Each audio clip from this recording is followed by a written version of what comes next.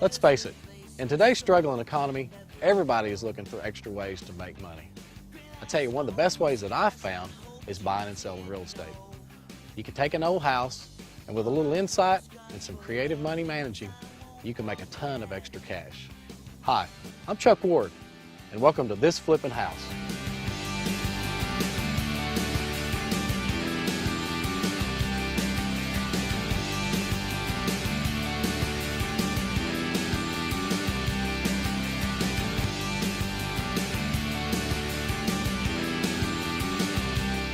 The key to making a lot of money in this business is finding the right house. And to find the right house, you gotta use a good realtor. A realtor friend of mine called me about this house. They're asking $49,900 for this house. It's a foreclosure, but I think we can pick it up for $45,000, and we'll make a great profit on it at that price. Let's take a look at this house. It's in a great neighborhood. All the houses around it are very well maintained, and that'll be key when we go to sell it. It's also a 3-bedroom, and you have to have at least a 3-bedroom in today's market to make it marketable. One thing I've noticed about this foreclosure, it's normal for them to have at least one satellite dish. This one has 4.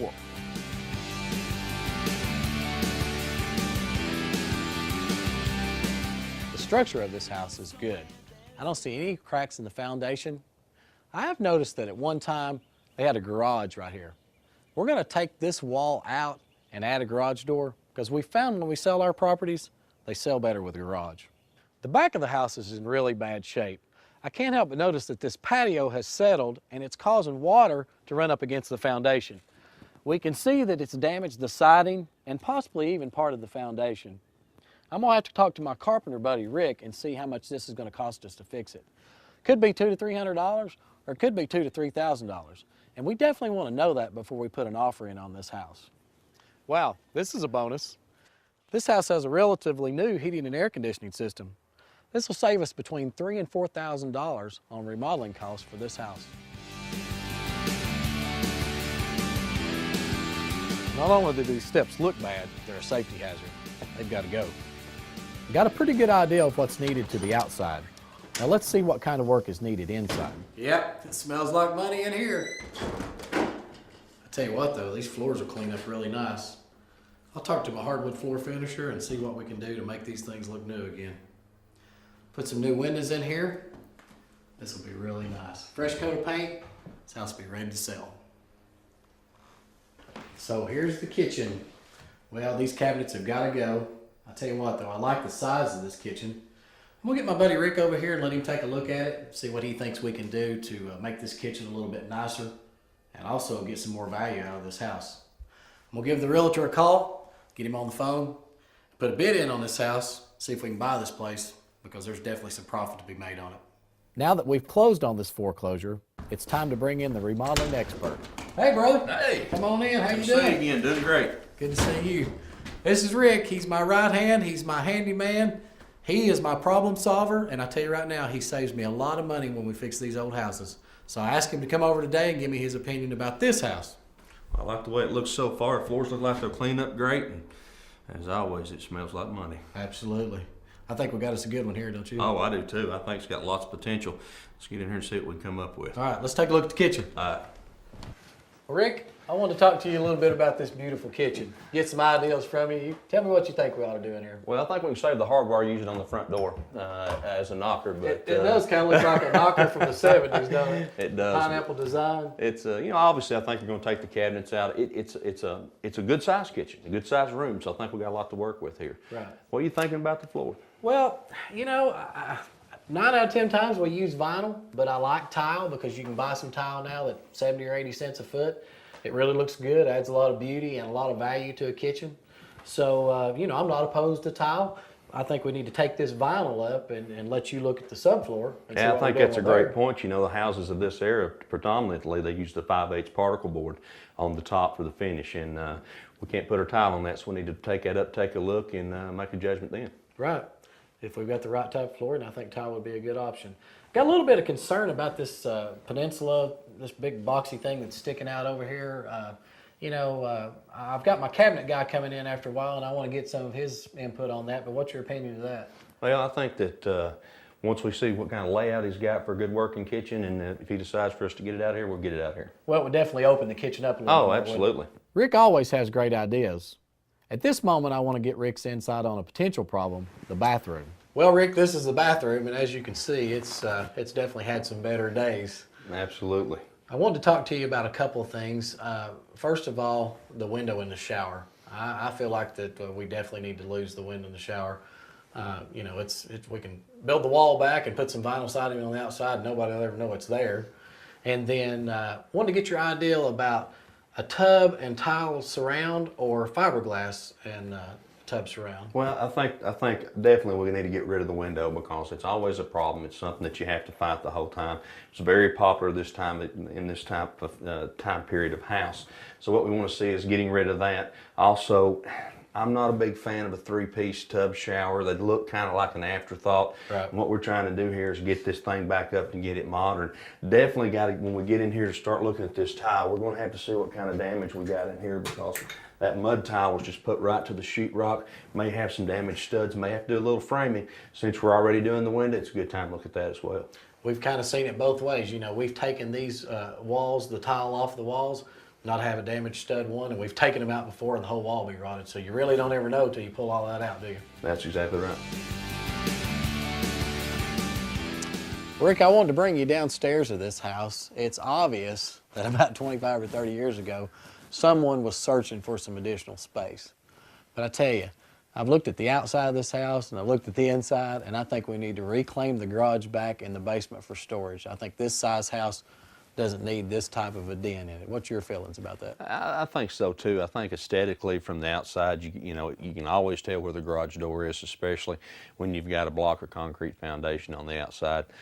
So I think that's better. I think with this particular kind of house, the additional storage will be really, really important. And this is a great man space. I mean, there's heat in there here. I can see additional room for workshop. A lot of opportunity here. I think you're dead on.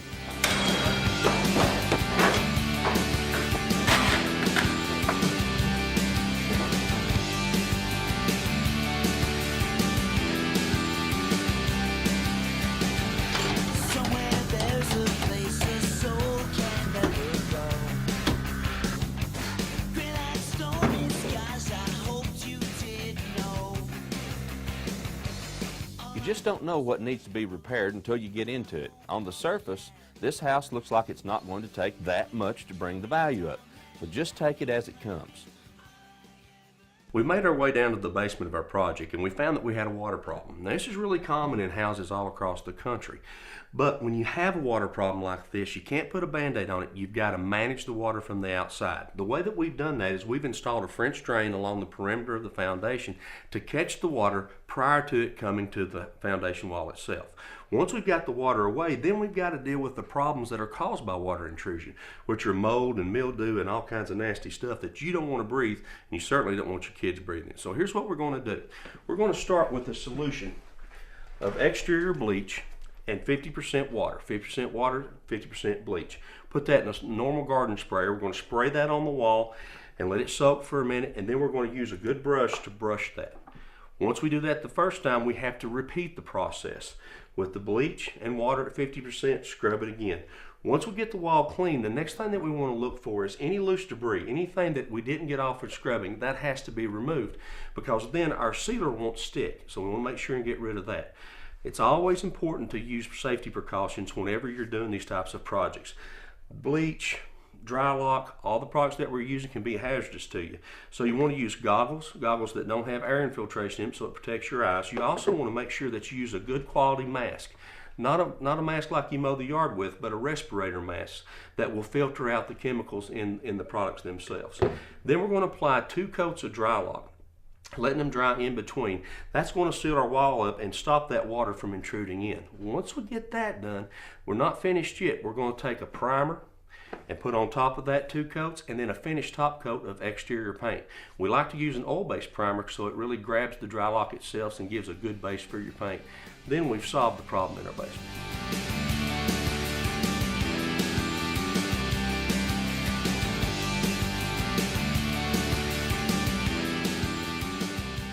Here we are back in our basement after we've got our wall done. It's clean, white, bright, and ready for kids to play. A little more than 6 weeks since we started on this project, and it's gone from I don't think so to oh yeah.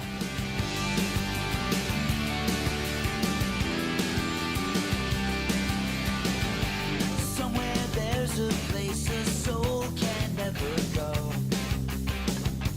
Gray like stormy skies, I hoped you did know.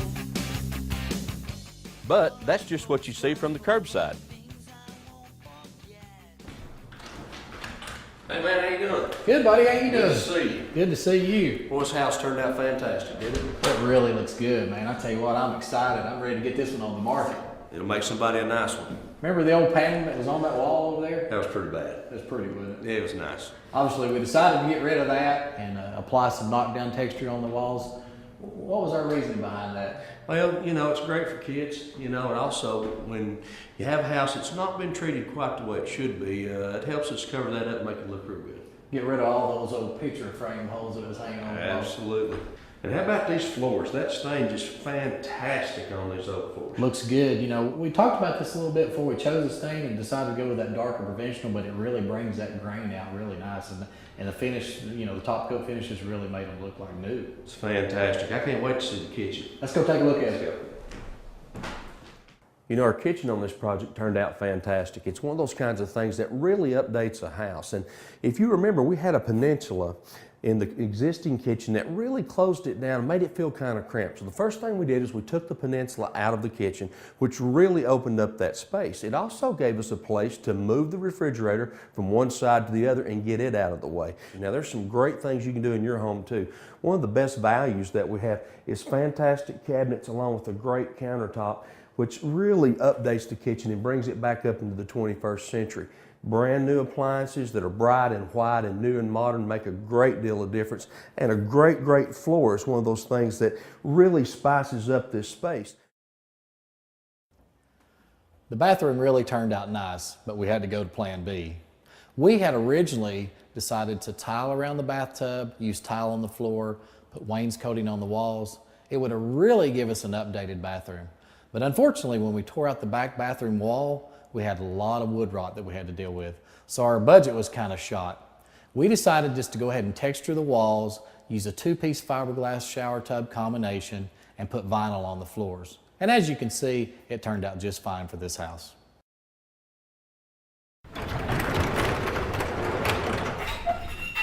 Wow, Chuck, a place we can get a car into now. That's right, an actual garage. And you know, I don't remember it being this big. When we got all that old carpet out, it really gave us a nice spacious area. We could even put a couple of cars in here. Absolutely, and still have room for a great workshop, a place to put those man toys. That's right. We can put our man cave down here for sure. One thing we did do, we also left the heat and air in this area. If they do end up putting a workshop down here, they'll have a good heated and cool place to work, and that'll be really nice. Put a quick coat of paint on these walls, just kind of brightened it up, made it look a little cleaner. It was just really dull and dingy and nasty, so decided to paint the walls up and paint the floor. It really turned out nice. Looks like a safe place to retreat to. Exactly. And as always, it smells like money. We're really excited about the way this house turned out. We picked this property up for $45,000. We spent about $30,000 in repairs to this house. That included the exterior siding, the windows, paving the driveway, a new kitchen, bathroom, refinishing the hardwood floors, and paint.